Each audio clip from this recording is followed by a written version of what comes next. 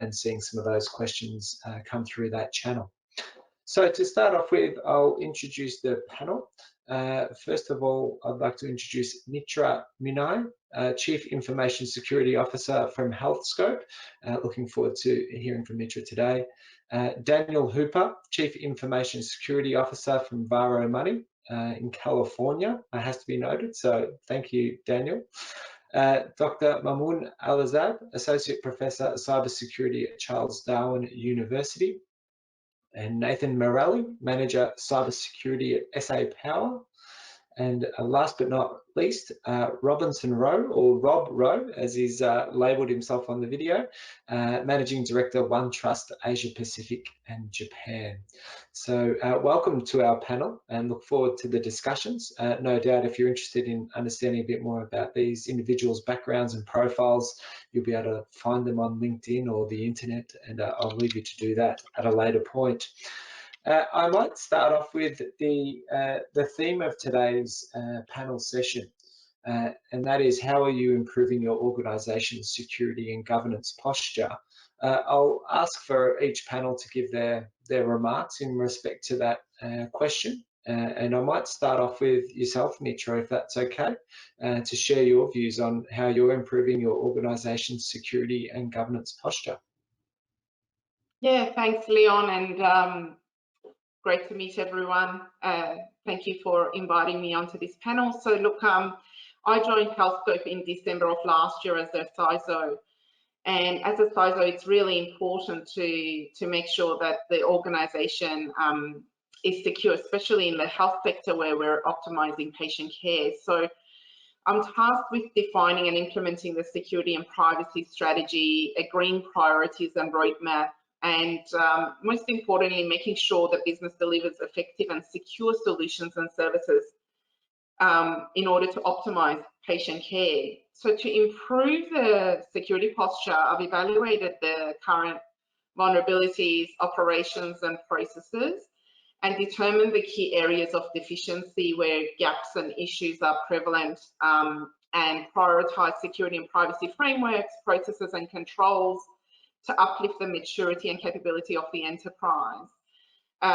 It's really important for us to get a handle on what are the key vulnerabilities in our environment, if any, and where are the improvement opportunities, making sure that we are addressing those as quickly as possible, given resource constraints and budget constraints and business appetite considerations as well. So from a governance perspective, it's been really important to start to provide statistics and data-driven insights into areas that security is excelling, but also areas of deficiency that need to be addressed through prioritization, resource allocation, and focus. So I've introduced security dashboard reporting to a governance committee that I run, and we've got executives that sit on that committee as well. And it's really important to articulate that in, you know, the really simple business terms that they will then understand what's the risk and exposure to the business and the so what. So we can track and monitor against key security measures and show trends and improvements over time, and really demonstrate the value of cybersecurity and the governance of IT and security back to the business. Just some of the things I've kicked off since I joined HealthScope this year. Fantastic, and I think quite a broad range of activities occurring there, which is pleasing to hear. I might next turn to Daniel to provide his remarks with respect to that question. And Daniel, Varo Money, a very interesting organisation. So maybe a brief comment on what you do there and what does Varo do in that financial services space. Sure, thanks very much, Leon. And yeah, just building on what Mitra was talking about there, you know, Varo is kind of a young organization, only 5 years, the first nationally chartered bank in America. So fintech that became a proper bank regulated by the same banking regulators as Wells Fargo and everybody. So obviously governance is a, you know, necessary evil, I guess, you know, the technology people might look at it as, or a business enabler is really how we look at it. So, you know, something that we've done is really mature those governance processes, establishing committees, taking more of that risk-based approach to decision making. And, you know, from my role specifically as the Chief Information Security Officer of a brand new bank, it's really understanding what those threats and risks are, putting those into business terms, there. Stakeholder management is obviously key. Everyone's got their own priorities and focus areas and things as well. So if you're talking to legal, you're not going to talk about technical stuff. If you're talking to the CTO, you're not going to bore them with governance stuff. So, really trying to find that right balance, making sure that all the committee members are there participating and getting some action out of it as well. So committee meetings aren't just a status update. They're a decision-making tool. It's an opportunity to really drive things forward. So as much as possible, I've been trying to make committee meetings and those opportunities to talk to the leadership of the organization something that can give them the opportunity to make some good decisions and gives me the fuel I need to keep going forward. Thank you, Daniel. And I think a big challenge for a new organisation, if you're having to develop up those things from scratch, or look to take some guidance from others. So I think you're doing a great job. Okay, next on the list here is Dr. Mamoun Alazad. Over to you, Mamoun, to take us through your thoughts. Well, good morning, Leon, and great to be in this panel. From teaching, research, and learning point of view, I'm an academic working at Charles Darwin University. So my area of research is cybersecurity and cybercrime. So I look into really how the internet is a vehicle to conduct criminal activity, warfare as well, with the focus, of course, on cybercrime detection and prevention. So I use the AI, machine learning, deep learning to tackle cybersecurity threats and enhance the resilience of cybersecurity posture. For example, detecting attacks, analyzing malicious codes, or uncovering vulnerabilities in software and hardware. So many, if not really all, recent reports of cybersecurity attack highlight the frequency of wide range of cyber malicious activities and point to the growing sophistication of cyber threats. And we have really seen lots of speakers from yesterday and this morning highlighting these issues, the increased volume of sophistication and advancement in cyber attacks. So these threats carry many consequences for governments, organizations, and individuals across the globe, including really Australia. So from the academic institution perspective, a framework is designed to address the cybersecurity challenge at a national level, focus on the need to build cybersecurity capability to achieve greater cyber readiness. So in these models, developing a cybersecurity workforce is identified as an essential prerequisite to developing such capabilities. Confronting cyber challenge require people with the skills to detect and respond to cyber threats and protect critical infrastructure.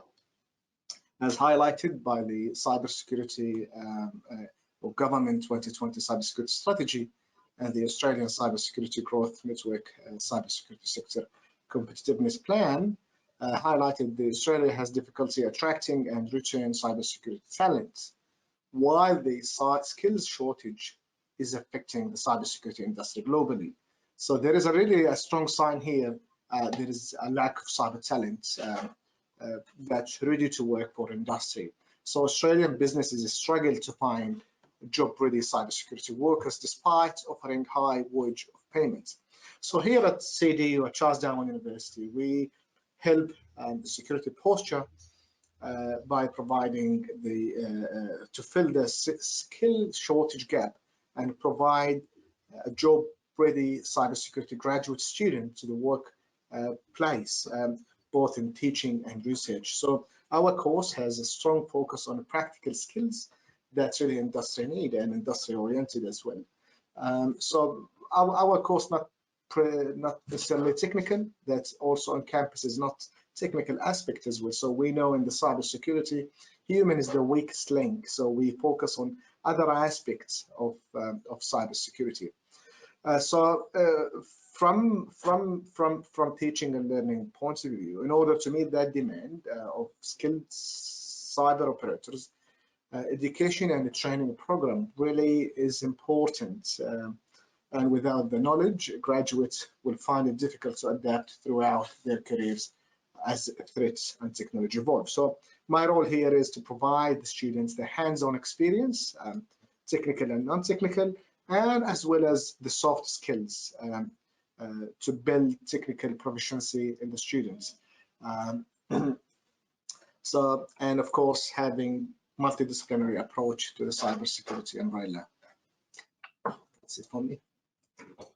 Thank you, Mahmoud. I think a fantastic role there in trying to shape the next generation of cyber security and resilience experts, which from all reports is much needed moving forward. I think from here, I'd like to hear from Nathan on, I suppose, your observations in terms of improving your organisation's security and governance posture. Thank you, and thank you everybody for giving me the opportunity to be part of the panel today. I'm just as excited to hear about everybody else's journey as well. So I joined SA Power Networks 4 months ago, and so I was pretty lucky to land a role in a pretty mature team, a pretty good technology. So we've really focused in the first few months of me being here on improving our governance and how we report and how we engage with our stakeholders as well. We have to, as a critical infrastructure provider, we have to align to the Australian energy sector cybersecurity framework. So that takes care of a lot of how we direct our security posture improvements. So we've got a 2-year program that focuses on increasing our maturity through that. But for us, we've focused initially on those standards that align to business outcomes, and then improving how they then connect with our operational function and how we manage risk and how we pick up that residual risk and move it into an operational capability as well. So for us, the governance of those processes has been really important, and picking up how we go about those processes and then reporting what we deem is necessary for those stakeholders we are talking to. So like we've mentioned earlier, it's about context for the conversation. Where we are talking to technical people, we are talking to them at the right level. And when we're talking to the board, then we're talking more at a higher, broader organizational wide level that takes into account their stakeholder needs as well. But we've really focused on taking what we've got in great technology and great people and improving our processes and our reporting as well. We've got a really good Power BI team, so we've really focused on all of the data that we are picking up around our maturity and our increases in maturity in our work program to support that, and talking to those team members and how we present that data in great dashboards as well. So really integrating with the other supporting functions in our team as well to help us report better and have those great dashboards that executives and other members of the organization can really understand, and they don't have to try and interpret or need the story from us every time we report as well. Sounds like a bit of work there going into getting some commonality of language to help with that understanding. So I think that's a key theme that we might touch on later on. Thank you, Nathan. I'll now pass to Rob, who will be able to give us a broader overview in terms of what he's seeing in the sectors that he's working with. Over to you, Rob. And I think you might need to come off mute, Rob. The saying of 2020. The words of this year are you're on mute, ISO, et cetera, et cetera. So sorry about that. So OneTrust, we actually work across companies, helping them with their security, but also their privacy, risk, third-party risk, et cetera, et cetera. So it's been an interesting seat that we've been in, working with banks, working with universities, et cetera, not just here in Australia and New Zealand, but across Asia. And we also ran some webinars. One of those was the post-pandemic review. So imagine you're doing your post-pandemic review, ready for the next one. And of course, we got a response when we said the next one.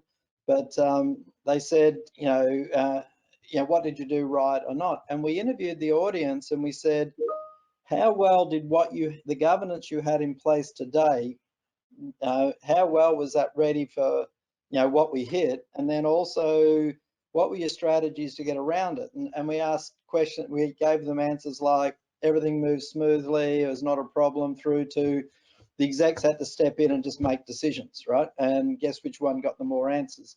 The thing that we're seeing is that what we've got in place a lot of the times, the risk that was being exposed was that people were working around the system. And so I want to put up what I call the Zoom test, right? So we're on a Cisco, we're on a Citrix product here, but how many times did we have to have a WebEx or a Zoom or a something, and the other people couldn't get through? Trying to deal with government, can't get through. Trying to deal with some of the major banks. So what were people doing? They were going around it. They were hotspotting into their phones. They were doing this. They were doing all that sort of stuff. And suddenly we had all these issues where they were going around it. One deployment that we were doing into a major financial services company, their Zscaler was blocking access to download files. So they got us to do it. Right now, we did get security sign off to do it and stuff like that, but you can see all this stuff that was coming in that was sort of like, we just got to get stuff done. So how do we go around the system? So just an observation there. One of the major universities we support here, and I know Mamoon would be across this, just going to distance learning, right? That throwing infrastructure at the place, trying to get stuff happening and how we're going. And we're now seeing, so I'm in Melbourne, we're seeing it in the coffee shops, and there's now just been released from the Office of the Australian Information Commission around barcode scanning in cafes, right? And where does that information go? And there are no controls over that. I talk to my local cafes. I am a coffeeaholic, and just doing that. The final comment I'd like to make is the greatest attack surface right now, people. Right, so we work with ID Care, David Lacey, who runs that, and this is helping people with identity theft, right? And so the government says you can now access your super early. Guess what everyone got? Hey, we can help you access your super early. Scam artists. But it's in context, it's all branded nicely, and away you go. I constantly get voicemail messages. There's an arrest warrant out for you from the Australian Tax Office because of this, and this. Please press 1. Right? I don't know if anyone else gets that. Maybe there is an arrest warrant out for me. Who knows, right? But we're getting that. You got to suspect everything. LinkedIn requests, on and on it goes. So the Zoom test, getting around systems because it just wasn't set up for us, and then the new attack surface of people. That would be 3 observations. Thank you, Rob. Lots of nodding, lots of furious agreement I picked up through the video. So we will touch on some of those points later on, no doubt. I might start off with some questions to individual panelists. And as I've mentioned, happy to keep an eye on the question feed from the audience. So to start off that discussion, and I think if I draw a strand between what Rob spoke about, which is organisations think about their plans and develop up their strategies, and I'm sure the IT governance planning process should be working in line with that. I'm interested to hear from you, Mitch, around have you got any observations in terms of planning and how important that is, and how that played out in the last, say, 8 to 12 months? Yeah, absolutely. Look, I think it's really important to set the strategy and be very clear what it is the end goal and the end outcomes are going to be. But if anything we've learned from this pandemic is that you need to be very fluid and be able to change with things that are thrown at you. Back to that whole cyber resilience that this conference is about. How do you ensure that you can continue business operations and you can support the business from a security perspective if a pandemic like this hits? And of course, none of us were ready for it in March when our offices, certainly we have 43 hospitals around Australia, and in March, within 2 weeks, made the decision for everybody to move from corporate headquarters home and work remotely. And then there was planning that was required for potentially then if this pandemic got out of control a bit and our hospitals were then looking after COVID positive patients, what would we do with some of our back office admin operational type staff that work across our 43 hospitals? How do we support them to then also work remotely if they're not required to give that first line sort of patient care? to COVID positive patients. Now, we find ourselves obviously in a much better situation than the rest of the world, and I live in Melbourne, Victoria, so you would all know the severe lockdown that we've just come out of. But planning is great. You just have to roll sometimes with the time, with the changes and things that are thrown at you as well. But from my perspective, when I came in December, obviously I had a very clear idea of the key areas that we needed to focus on uplift, and that was done through really undertaking an assessment of our current environment, understanding where the key vulnerabilities and risks were, and therefore what were the key solutions and controls I needed to optimize in our environment to make sure that risks were managed within appetite.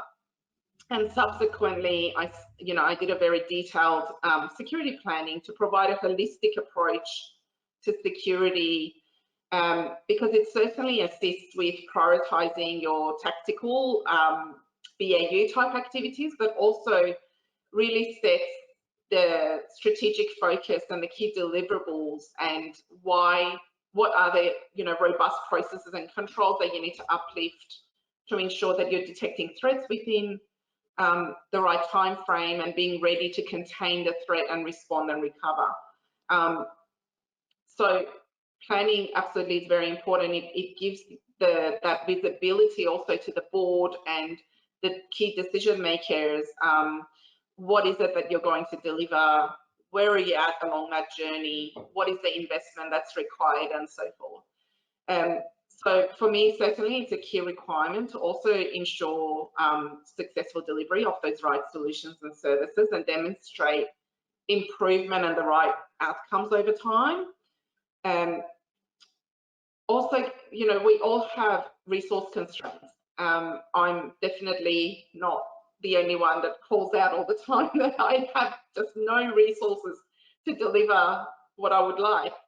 And so I think effective planning will also ensure the resources are allocated to the right focus areas, and that you consider all the tactical BAU activities that are also happening, but you always keep your eye on the ball of, what is that end outcome? What are the strategic initiatives that you're also trying to deliver, and making sure that you're on track with your plan and providing that status update and visibility back to the board and to the executives on how you're delivering against that plan and whether anything needs to be escalated or changed over, again, as I said, this pandemic hit us and we had to take the scenic route to the delivery of the strategy rather than that straight line thinking that I had in January, February of it, all the things I was going to do for the organization. So yeah, it provides that visibility, I think, and then makes sure that the organization remains resilient and is able to undertake the continuous improvement and deliver against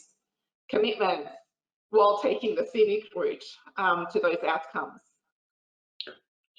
I think a couple of really interesting observations there, and a tough job that you have, because not only are you having to look at the external environment in terms of what's happening and what are some of the threats there, understanding what the business needs and the strategic initiatives and the direction that it's heading in, gathering enough data to make sure that you've got the sound plans in place that are going to mitigate a lot of those risks, and then continuing to review your plans on a regular basis. So look, I think it's a tough job, but one observation, Governance Institute did a risk management survey this year, and 60% of organisations weren't regularly testing their crisis plans, and so I would suggest that that's something that we all should be thinking about and reflecting upon moving forward.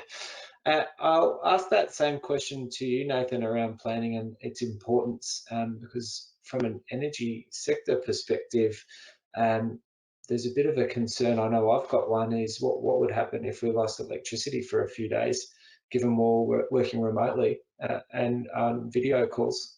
Over to you, Nathan, in terms of planning and what's working. Yeah, you might be aware that in South Australia we did lose power for a couple of days, and as an organisation we learned a lot from that. And whilst I wasn't part of the organisation then, there was a significant amount of documentation post that event. So being in an organization that's gone through that in reference to that specific, we provide a critical service and it wasn't there for a period of time. We're all on board, probably more than most organizations, in saying we should tabletop this, we should have an exercise, we should go through testing our DR plans, for example, just as an example, or when I say that the cyber team should do a tabletop around a ransomware incident, everyone says yes, we should, because we've been through an incident and we know what it's like not to know what we're doing. So on the planning part, they're pretty critical parts in our plan, and testing what we're doing and testing how we would respond is pretty critical to a cybersecurity team, I believe, and it's something that we've done 2 tabletops since I've been here. So practicing doesn't make perfect, but it does make you more comfortable when the incident does occur. On the broader topic of planning, I was, again, lucky enough to come into a team that had a loose, pretty well-defined plan of where they needed to get to at what period in time. So for me, the conversations I have with the team and what I have with our stakeholders is less around funding, resourcing, and more, well, how can you do that quicker?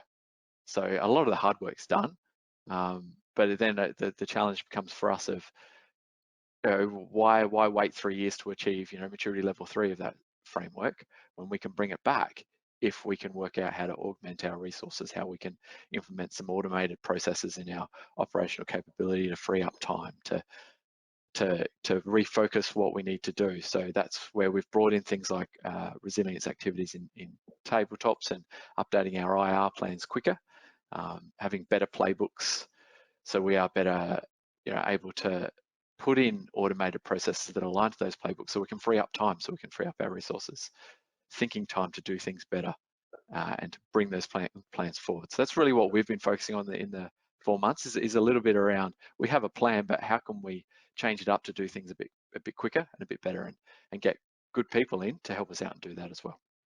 And then we can report on that, and then all the great things that come out of having a really solid plan, which are, we can show progress, we can show that we're spending our money in the right areas, that it's aligned to threat and risk for the organization as well. Yeah, I think a really useful exercise there in looking at resource use and allocation, but the value that that's bringing to the organization, which is no doubt a common theme that all of us are having to grapple with scant resources. 2020 has posed a number of challenges in many parts of the world. I'm also in Victoria. Bushfires was at the start of the year, and then we've got the pandemic. Lots of issues happening over in the US as well. How are firms dealing with the escalation of cyber attacks? I think the individuals who are doing the attacking have noticed an opportunity with remote working and potentially greater opportunities to penetrate. So I might ask Daniel your thoughts on that in terms of what have you guys been up to in terms of trying to address that issue of an escalation of cyber attacks from remote working? Yeah, I think the activation of people's business continuity plans, the pandemic plans, that hopefully everybody had a pandemic plan, or at least a significant, office not available kind of plan to push everyone to work from home. And I think there's been quite a few, just talking to peers of mine across different industries, there's been quite a few kind of emergency implementations of things, remote working facilitation, virtual desktop systems being spun up in AWS or Azure, greater VPN capacity being required, hardware refreshes, a bunch of people buying monitors and desks and chairs and phones and things like that, so that you can wholesale move a company to work from home. And it's great for, I work for a small fintech startup type, well, 5-year-old startup, probably not really a startup anymore, bank. We all get handed a laptop on day one. That's just the nature of the organization. But if we were the kind of organization that was more traditional, desktop, data center kind of centric, that's a big shift in the organization to say, okay, you can't come to the office, go work from home. It's like, well, I need a laptop, I need a screen, I need a phone, I need a bunch of stuff. So I think there was a few organizations that kind of struggled with the transition. I think the folks that were more prepared for it, that had considered pandemic or at least significant wide area events, were better prepared for it than others. On the cyber attack side, I think definitely it was a bit of an opportunity, kind of a golden opportunity for some cyber attackers, because in that chaos of people trying to figure out how to work from home, there was, as Rob mentioned, people are using Zoom and GoToMeeting and all these different things, and we saw the Zoom bombing and all that sort of stuff, and Zoom had to put out some updates and better secure their own product. We saw people moving to Blue Jeans and all these things that no one's really heard of before, because you always look at the big names like Zoom and Google Hangouts, and then all of a sudden you've got these invites from Blue Jeans and you're like, oh, okay, it's just another one. I'll click that link, no problem at all, right? So now there's Uber conference and God knows what else. So now the typical kind of phishing emails that you'd see and go, oh, well, I know that we don't use Zoom, so I'm not going to click that link. Now you're saying, oh, okay, well, everyone's using everything at the moment, so I'll just click all the links. It's fine. Don't worry about it, right? I'll just make sure the IT guys know, they're doing their email filtering. Well, the IT guys are scrambling, trying to support more remote workers at the same time. So we talked a little bit about the lack of resources and things like that. So as you're moving wholesale staff to work remote and supporting all of that, things can kind of slip through the cracks a little bit, and attackers know that. They know that the resources are stretched. You might not be watching all of the doors and locks and windows and things. And so they'll just keep prodding and keep poking and keep testing. So we definitely saw a big increase in phishing emails, pandemic related, health and wellness related as well. Click this link to learn more about mental health and stuff like that. It's really, preying on people's I think kind of sensibilities and things a little bit, which is pretty bad. And then also the financial hardship that a lot of people have gone through as well. So identity theft has gone through the roof in America in particular, with unemployment fraud and all that sort of stuff. So I think the fraudsters and attackers and things are getting a pretty good payday thanks to the US government in some states. I think it was Washington had said they was around $1 billion in fraud or something like that, in unemployment fraud just in one of the states. So I think this pandemic's created a lot of opportunity for bad actors and bad behavior, and also some real struggles for organizations as well. Thank you. Rob, what are your thoughts in terms of the rise of escalation of attacks, remote working? What are people up to? What are organizations up to in that space? Not enough. Not enough. We need to give Mitra more resources. We need to give Nathan more resources. I remember at a Gartner conference where one of the analysts said, the CISO went to the CFO and said, I need more funding for next year. And the CFO said, how many attacks did we have last year? 0. And how much money did I give you? What increase did I give you? 0. Just do that again, right? And we'll be fine. Well, the pandemic's kind of helped this awareness, but we're not, I don't know, I'd be interested in Nathan, Mitra's and Daniel's comment on this. We're not seeing enough. We're seeing the board get worried about it and all that sort of stuff, but we're not seeing enough. We're seeing that how they were doing it, a book I like is Anti-Fragile by Nathan Taleb. Mitra talked about we need to be fluid, we need to be moving, we need to do all that sort of stuff, right? And we had this kind of fixed systems coming into it. Now everything's gone up, and we've got to work it out. And Daniel hit it on the head. It wasn't like a pandemic plan, but it was, what if our office is not available plan? The next one is, what if SA Power don't have power plan?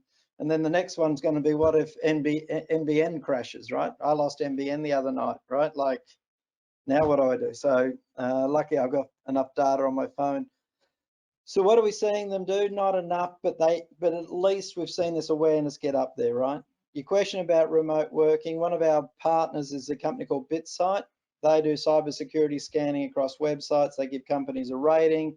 We integrate with them. That's a plug for them. They've seen malware in the US go from 13% on corporate networks to 45% on remote networks, right? So there's malware sitting out there.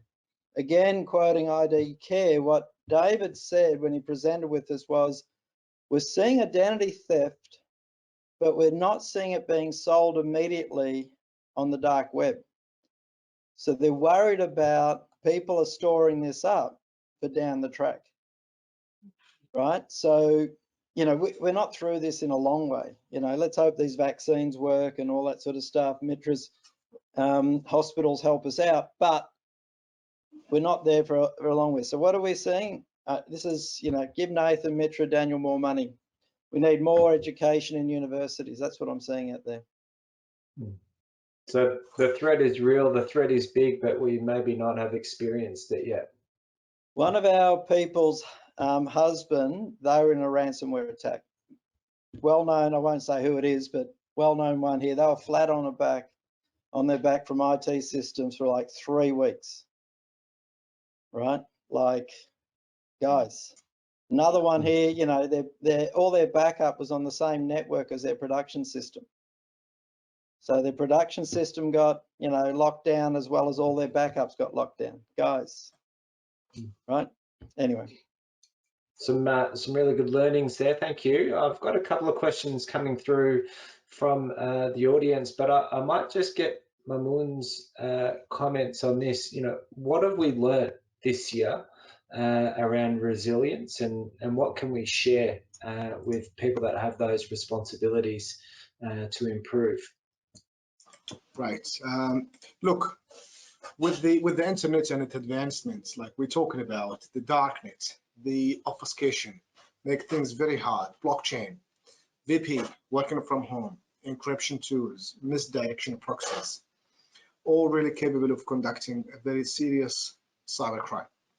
Now, what we have really seen that enterprises and business are falling to keep up to date with the evolving threats landscape, and that's quite clear from my colleagues in the panel here, that really organization is not really keeping up with these evolving threats and landscape.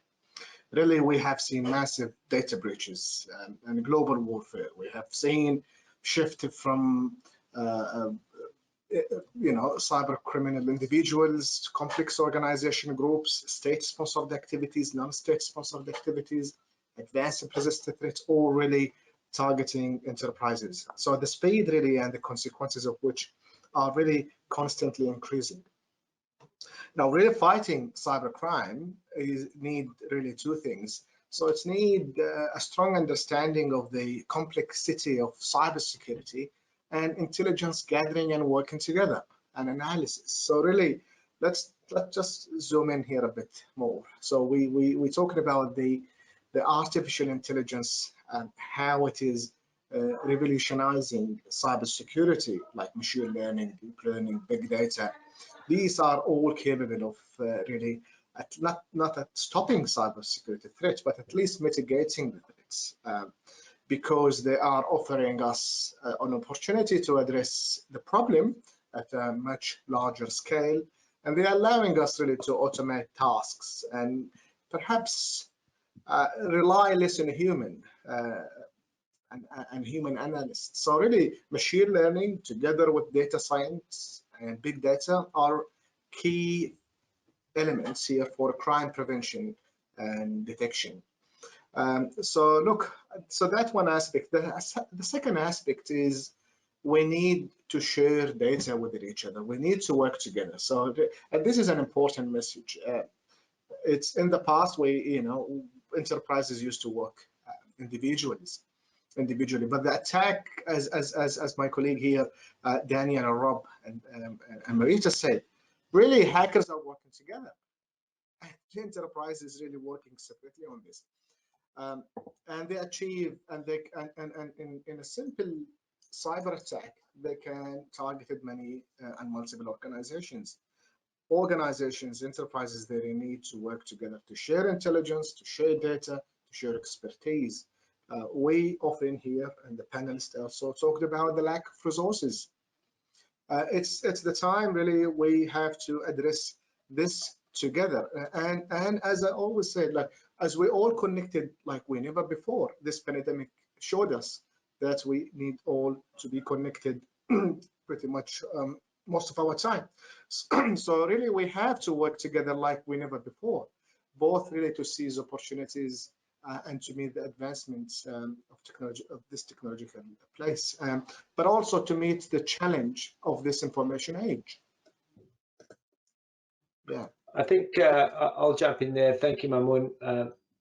I've seen the work of the ACSC, the Australian Cyber Security Centre, in that they're looking to bring together organizations and enterprises to share those learnings. And I think that's a really fantastic initiative that organizations should continue to support, because the more you know about what the attackers are doing, the better you can prepare and plan, as Mitra commented on. There's a question through from the audience, and it's with respect to how you both empower and ensure individuals to take responsibility for their security obligations. So we heard Mamoon talk about AI and I suppose machine learning. The other key element I would put forward is that your colleagues and your staff understand the IT governance framework that's in place and their role in trying to deliver that. I'd be interested in our panel's thoughts around any suggestions on how to do that effectively. How can you bring others along on the journey is the simple form question. I can see, Daniel, you're nodding your head. That to me would indicate you might have something to share in that space. Yeah, I love the term, empowering your staff and stuff like that. I think, that's education and training. No one likes sitting through boring PowerPoint presentations. I've always loved doing phishing simulations and things like that, and it's just such a great kind of metric and good training. I think Nathan talked about getting that muscle memory going, practicing and that sort of stuff. I think the education training and gamifying a little bit. I mean, it depends on the organization whether or not cute cartoon videos are going to work well, and a more traditional bank environment might not. But a good phishing simulation always resonates really, really well with folks, and that ongoing education and awareness can really give people that empowerment to say, oh, I recognize this and I know what to do about it. I know who to contact. I know that I can reach out to the IT folks, and they're going to appreciate the feedback, because phishing attacks are something that they get through our defenses quite often, to be honest. You can put all of the filtering in place and stuff, but a well-crafted email message is going to shoot through straight through all of that. Or a compromised email from a vendor or a supplier or something like that, and you don't know that they're compromised because you always get those emails from them. You're not going to filter those out. So well-educated employees that are trained to spot phishing and enabled and empowered to help protect the organization can go a long way with that. Thank you, Daniel. Any other comments? Yeah. And this is a little bit of a plug, but yesterday when I presented, I talked about the use of spreadsheets, and we actually asked the audience, how many of you are using spreadsheets to do all this sort of stuff? And of course, I think that was at least half the audience, if not more, did that. And so what we try to do is just make it easy for the front line. Now, when the front line gets sent a spreadsheet to fill in, which is 100 questions long, and they just sort of tick a box, and it's not going in. So what we work with our customers on is creating these smart questionnaires which actually guide them through it. And so they ask them, you don't ask them, is this got a high risk? Because they don't know that. You ask them questions that then we can lead us to, a bit like Mamoon's, we're using technology now to guide them to say, storing this data forever and collecting their credit card numbers, including the CCV, blah, blah, blah. Yeah, we do all that without saying, warning, warning, warning kind of stuff. So then we can flag all that, right? And so it's about, we've got to make it a lot easier for the front line to engage with us, with our profession, or else it's not going to happen. And I was interested in the comment from Moon about we got to share more data. Of course, we cover privacy as well, and that just sends my, the hairs in the back of my neck. And there's a great piece in the Financial Times by Yuval Noah Harari. He's the author of Homo Deus and Sapiens, if you know that guy. And it's this choice between, in this corona space, is this choice between privacy and health. And he talks about how that's actually a false choice. I'll give it to the organisers, the link to that. But we got some big decisions around what do we do and what do we share. But my main message is, how do we make it easier for these folks to comply, and how do we guide them on the way through in doing it? Some useful thoughts to consider there. Thank you. I have another question around how to run an effective tabletop exercise. I know, Nathan, you shared some comments on that. Would be good to get some thoughts around how do you go about that? How do you do that effectively? Yeah, having run a few now, there's probably a few key elements. It's a bit in the planning and making sure that the scenario is really relevant.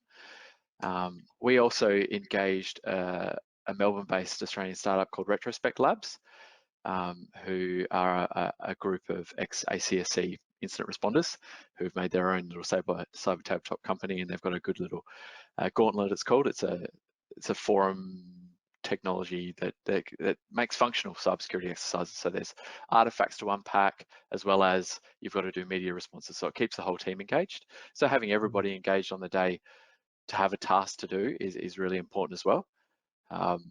And for me, it's about setting up ground rules up front as well, and creating that safe environment that people can feel free to question actions, to feel the pressure as well, so that everybody's feeling the pressure of an incident. So then you find out really what doesn't work, and being okay to fail as well in that environment too. It's the point of a tabletop is being comfortable to fail, comfortable to acknowledge that that response didn't work in that situation, or the way I briefed that person, or the way we unpacked that file didn't have a good process, and that ruined a particular path of investigation, for example. So it's okay to fail.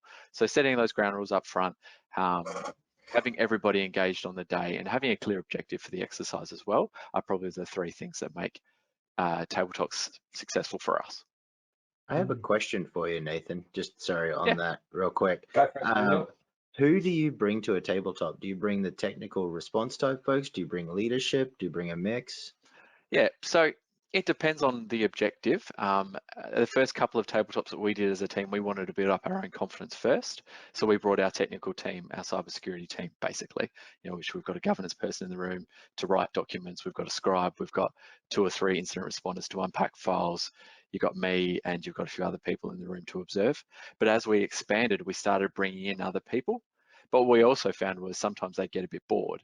So rather than have them in the room all day, we would just, in the schedule of events for the day, we would just block out 30 minutes for the CIO.